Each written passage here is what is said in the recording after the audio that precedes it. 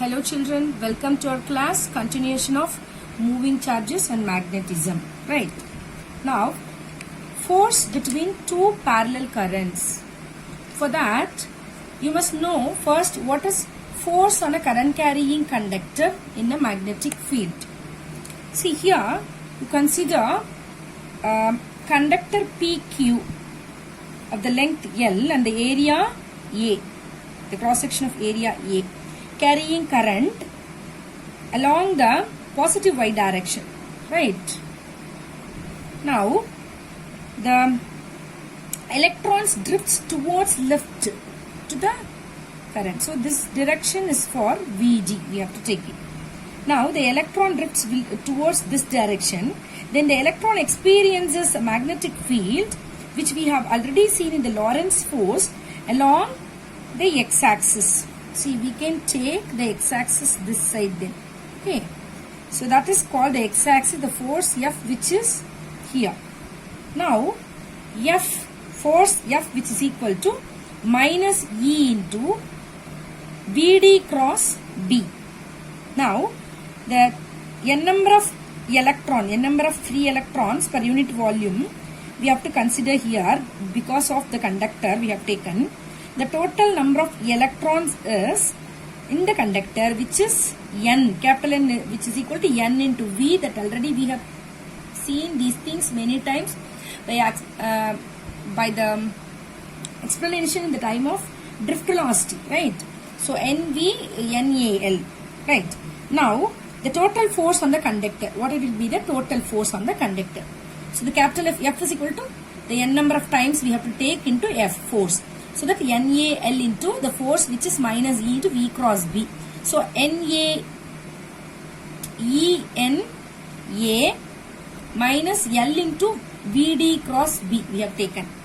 Now, if I, that means the current which is present in the L, the current element vector in the direction of the current, when the vectors L, that means the length and the drift velocity will have in the opposite direction, then we have to take it the minus LVD which is equal to Vd into L, right? So, both the directions we have to consider.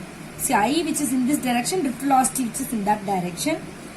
Now, the F which is equal to what? We know that ENA Vd into L cross B. Okay, the area we have to take it. So, F is equal to I into L cross B.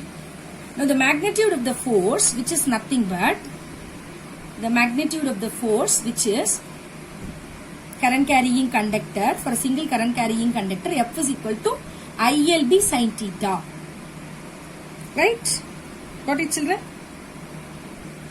Now, the force between two parallel wires, parallel current carrying conductor. See, we have learned that there exists of a magnetic field due to a conductor carrying current which obeys the Biot-Savart law. Further, we have seen what is that? An external field will exert a force on a current carrying conductor. This follows from the Lorentz force formula. See, the logical to expect that the two current carrying conductor, if suppose placed near each other, it will exert magnetic force on each other. See, in the period of force, Ampere studied that the nature of the magnetic force which is dependence on the magnitude of the current. That's why first I derived for the magnitude, right? The shape of the conductor, size of the conductor, as well the distance between the conductor. So, all these things it is depends, right? Now, in this section what we are going to see, with the help of the simple example of two parallel current carrying conductor, we are going to explain the explanation part from the amperes. So, we can further go on to that example. See, now with the help of this diagram, we are going to, you are seeing that two long parallel currents A and B, the conductor A and B, which is separated by the distance D. And the carrying current which is what? This carrying current which is IA, and for this conductor IB. See, you must notice this arrow mark is very important because By this only we can agree with that the two parallel wires current carrying, because if suppose anti-parallel they asked means in the exam, you must give only the direction it is getting varied, so the force and magnetic field, the direction only will get varied, right? Now, see, the conductor A produces same magnetic field BA at all the points along the conductor, right? Now, the right hand rule, what the right hand rule tells, the direction of the magnetic field, if suppose is downwards, when the conductor which is placed horizontally, that time it is applicable. From the magnitude, we have seen the magnitude from the Ampere's circuital law. What is the formula? B which is equal to BA. Instead of that BA, for the A, we are seeing for the first conductor. So, BA which is equal to mu naught IA by 2 pi D. Okay. Now, the conductor B carrying current IB will experience a sideways force due to the magnetic field BA. See, the direction of the force is towards the conductor A. See, we label this, that's why that is FBA. The force on the segment, we can take this force for the segment of L of B due to A. What is the magnitude of the force which we have seen? That is FBA, which is equal to IB LBA. Okay. Now we can get that is equal to mu naught IA IB by 2 pi D L, right? See, it is a course possible to compute the force on A due to B. In the same way we can do it for FBA like that, FAB also we can get it. The equal magnitude in the direction towards B, what it will come, that it will be FBA which is equal to minus FAB.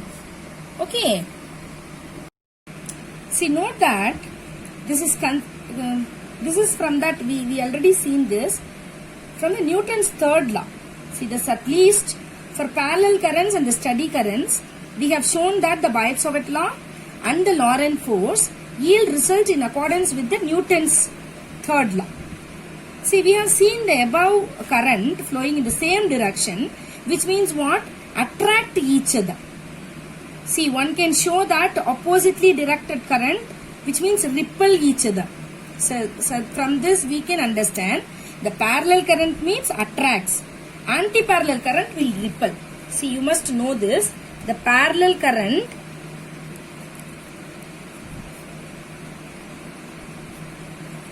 attract with each other, and the anti-parallel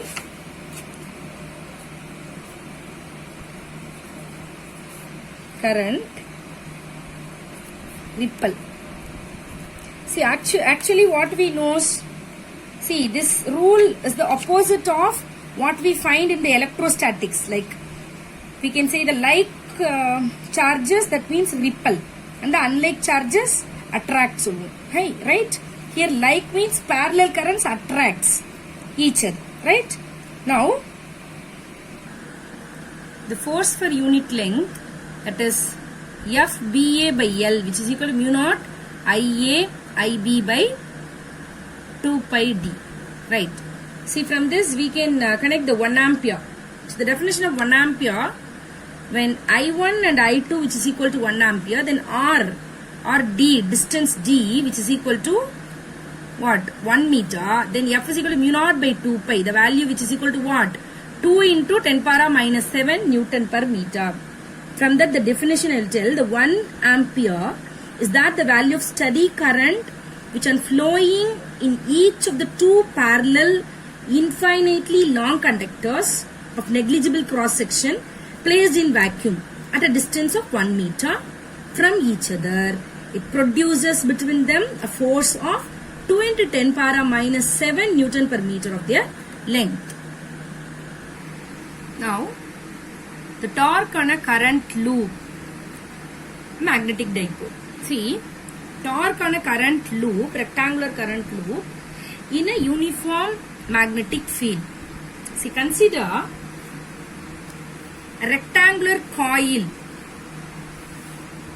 of PQRS, which is suspended in a magnetic field with its axis perpendicular to the magnetic field. See, what will happen? You have to apply here now if suppose the parallel currents which is produces and the force on a current carrying conductor in a magnetic field. See, what we have seen, the two expression here you have to apply. We can take, let L be the current flowing through the coil PQRS, and A and B are the sides of the coil. Okay, and capital A, what we have taken is AB, that is the area. A into length into breadth we have taken. Area of the coil. Now the theta, which is nothing but the angle between the direction of B and the normal to the plane. Okay, that now according to Fleming's left hand rule, the magnetic force on the sides PS and QR, this both are equal and opposite, and also this is collinear, that means along the axis of the loop, so that the resultant, which is what, the resultant force torque, which is 0. Okay, now we can take these two sides, that means the PQ and RS side. The side PQ, which is experiences a normal inward force, because what we said here, it is suspended in a uniform magnetic field in the axis. Okay, so that the both sides it will produce. So the side PQ experiences a normal inward force equal to, what is the F is equal to IBB sin theta, right? We know that. So IBB, and same like that, RS experiences an equal normal outward force. So these two forces, what it will produce? It will produce a couple. The couple which exerts a torque. So torque formula we know that very well, that is tau is equal to force into perpendicular distance. So force, which is nothing but IBB, and A into sin theta, which is perpendicular distance for this. Now we have to consider here, so that means IBA, so B into B area, IBA sin theta. Now, if the rectangular loop has n turns, then the torque will be increases till n times. So what will come now? The tau, which is equal to n IBA sin theta. Now, NIA, which is nothing but the M. M means what? The magnetic moment of the loop. Then tau, it can be changed as MB sin theta. So for the vector form, we have taken tau vector, which is equal to M cross B. See, all these three formulas we can use for the separate type. If they asked like that, how they asked in the numerical, by that way we can use it. Do you understand, children? Thank you, students.